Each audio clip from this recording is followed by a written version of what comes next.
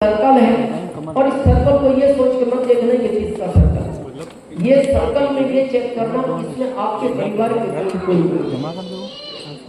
एक ये व्यक्ति है, दो ये व्यक्ति है, दो ये व्यक्ति है, एक ये व्यक्ति, ये आप और हम, ये पत्नी, ये बच्चे, ये बूढ़े माँ बाप। इसको भारत सरकार सबसे छोटा परिवार मानती है।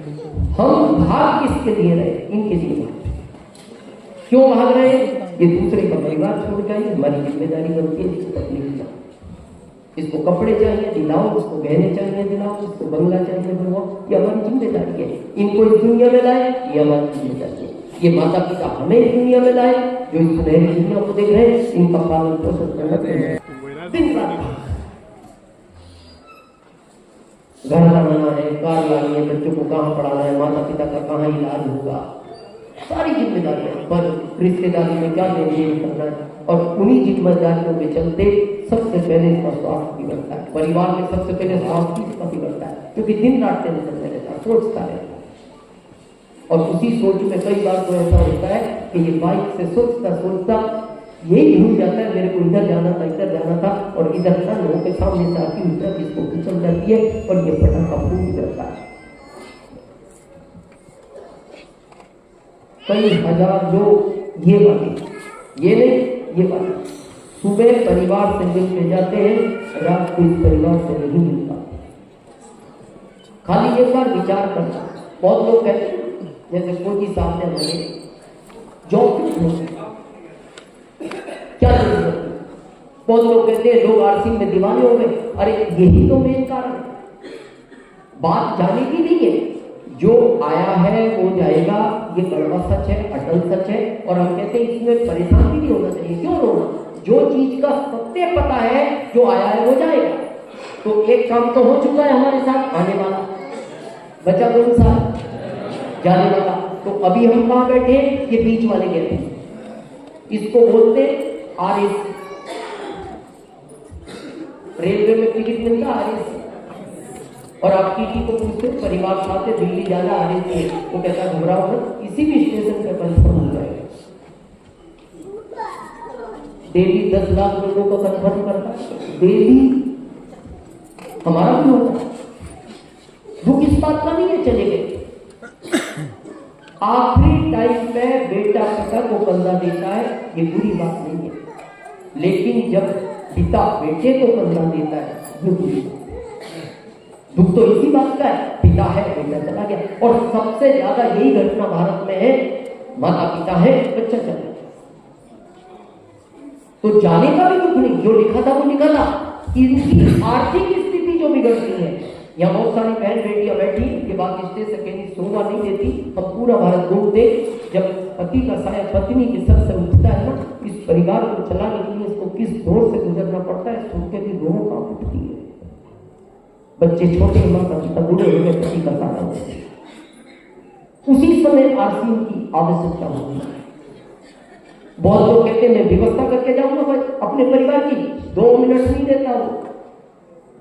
2 मिनट चलो 80-90 साल में जाए, परिवार भरा पूरा है, सब अपने पैरों पे खड़े हुए, वहां तक तकलीफ नहीं। जब घटनाएं 30-35 साल में घटती है, वो अहमदाबाद की प्लेन दुर्घटना आपने सुनी होगी, देखी उसी की ली है। 28 साल का पायलट था वो, 28 साल का, एक ही बेटी थी, 4 साल।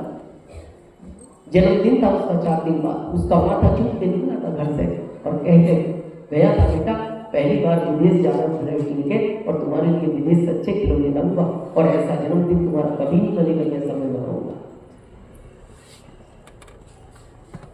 और जब फ्लाइट पिकअप हुई और उसको पता लग गया तो इंजन खराब हो गए, वो वीडियो और ऑडियो आपने सुनी हो ना, उसकी आवाज का दर्द सुनना, पता क्या बोलता है?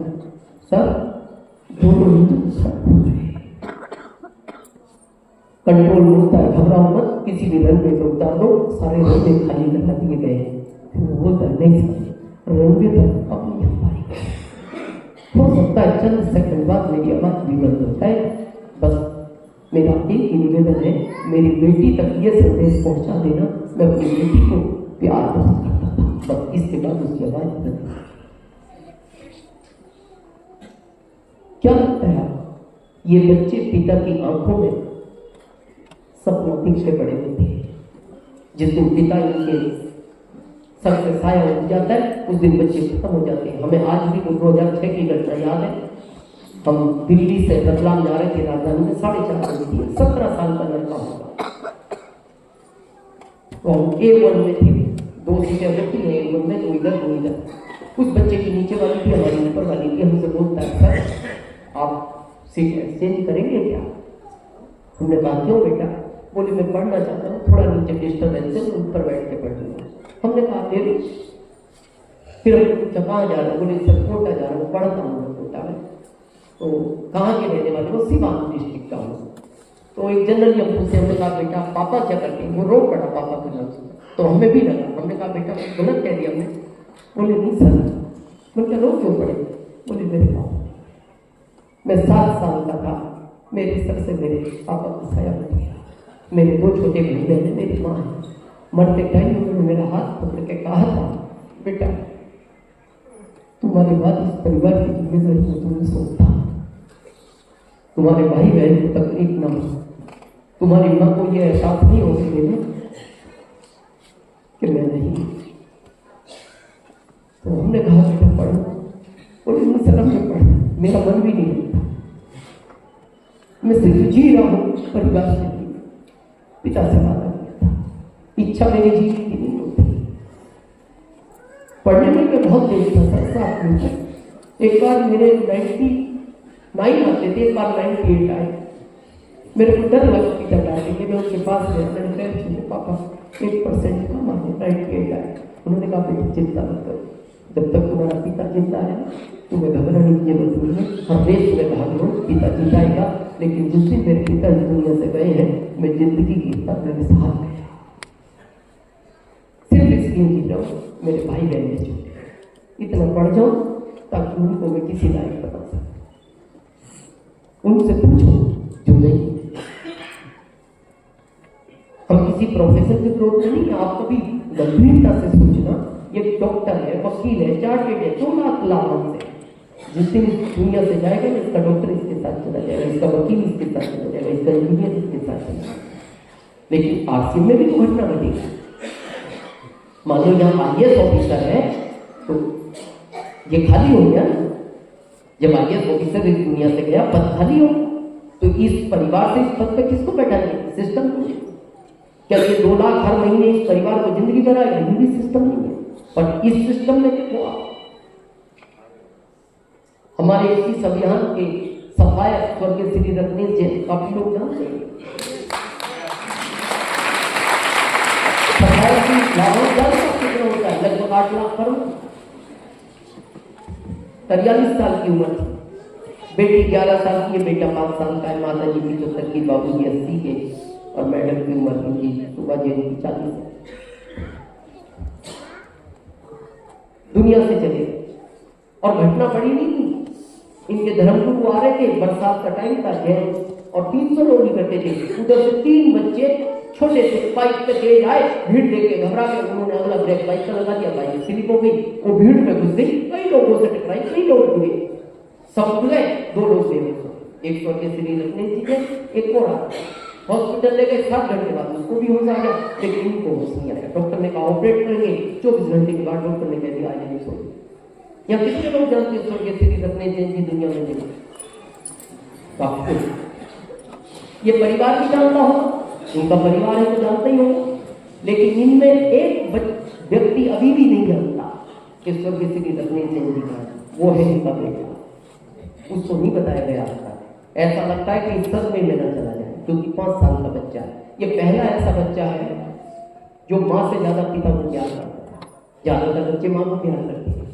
आपने कभी स्वर्गीय श्री रत्नेश जैन जी की फिजिकल मीटिंग नहीं ली होगी ना? हुई नहीं होगी। पता है क्यों? ये आने नहीं देता। जब वो घर से निकलते थे, जैसे उन्होंने ड्रेस पहनी, दोनों पैर पकड़ के रो पड़ता था, पापा मैं आपके बगैर नहीं रह सकता था। तो वो कहते थे बेटा आरसीएम करना पड़ेगा। माँ को कहो ना, मम्मी करेगी आरसीएम, मम्मी को भेजो मीटिंग, ये आएगी 4-5 दिन मीटिंग करके, आप नहीं जाओगे। हम जब छत्तीसगढ़ जाते थे तो वो बच्चा कार में बैठ के एयरपोर्ट आता था हमें लेने, तो हम कहते भी थे बेटा पापा के साथ क्यों रहते? नहीं, मेरे को पापा अच्छे लगते हैं। मम्मी के साथ? नहीं, मम्मी के साथ नहीं रहता, मैं पापा के साथ रहता। बाजार भी जाते थे जब वो बच्चा सो जाता था, इतना प्यार करता था। जब छोटा था तब से बोलता था, पापा मेरे से वादा करो, कभी मेरे को छोड़कर नहीं जाना। जब रात को पार्थिव शरीर 8 बजे आया, हमारे भारत में संस्कार है ज्यादा लेट अंतिम संस्कार नहीं होता, ज्यादा लेट नहीं करते। तो वो बच्चा पास में गया और जाके पता क्या बोला, मासूम बच्चा है, पापा बात क्यों नहीं करी? मैंने आपको आज कुछ नहीं कहा था पापा, 2 दिन से आप मिले नहीं, मैंने तो आपसे कुछ नहीं मांगा, आप क्यों नहीं बोलते? मम्मी को जाते पापा नाराज है, मम्मी तुम समझो।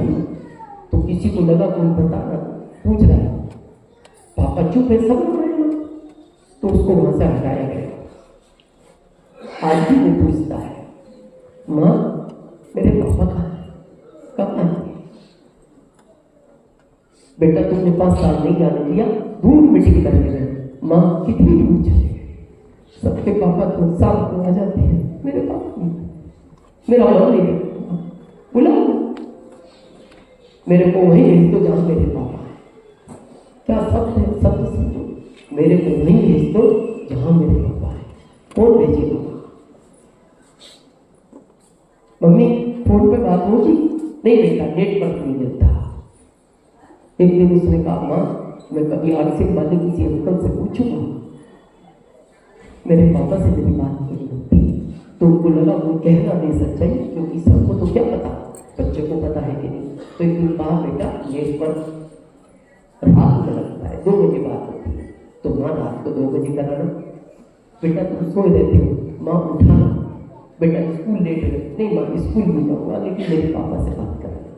एक दिन सुबह उठा, माँ बात नहीं कराई, बेटा तुम उठे नहीं?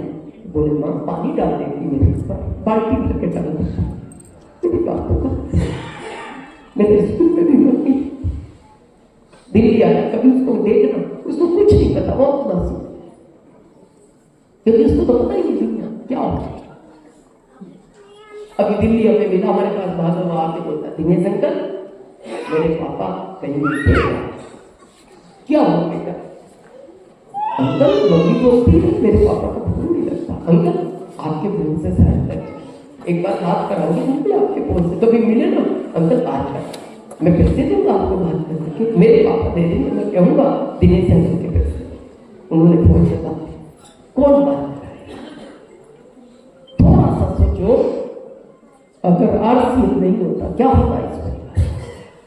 आर्थिक रूप से खत्म हो जाता, लेकिन आरसी में ताकत क्या है? 1 महीने बाद कंपनी ने फोन किया, सुबह जयंती मैं दुख का विषय है, एक इस अभियान का बड़ा साथी हमने खो दिया, लेकिन आप अपने आप को संभालो, बच्चों को संभालो, माता पिता को संभालो। बस हमने फोन इसलिए किया है, पद खाली हो गया है, आप अपने पेपर कंपनी को मेल करो, क्योंकि अगले महीने हम आपको इसी पद पर बैठाएंगे। यही आपने सबसे बड़ी खुशी है। आज सुबह में आरती की सफाई है, बस एक बार अपने दिल से पूछो, आत्मा से पूछो, क्या मेरे बाद मेरे परिवार की सुरक्षा है? स्वर्गीय श्री रमेश जैन जी की तरह नहीं है तो 2030 तक तेज गति से इस अभियान को करना है, लोगों को आगे बढ़ाना। आपने हम सबको सुना, इसके लिए आभारी है। बहुत बहुत